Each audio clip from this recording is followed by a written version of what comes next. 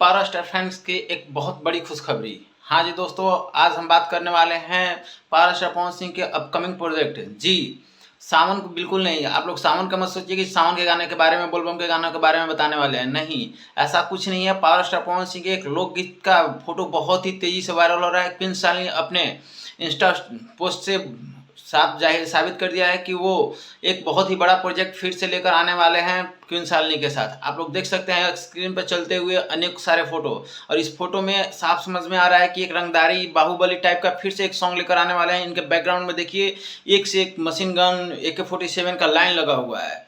इससे आपको समझ में आ रहा है कि पावर स्टार पवन सिंह एक बहुत ही बवाल सॉन्ग लेकर आने वाले हैं और तगड़ा सॉन्ग लेकर आने वाले हैं, जिसको देखकर साफ लग रहा है कि हाँ, ये एक बहुत ही मज़ेदार और इंटरेस्टिंग, मतलब कि इसके बैकग्राउंड में जो गन दिख रहे हैं, इन सब चीज़ों से साफ नज़र आ रहा है कि हाँ, एक फिर से बाहुबली टाइप का सॉन्ग आने वाला है।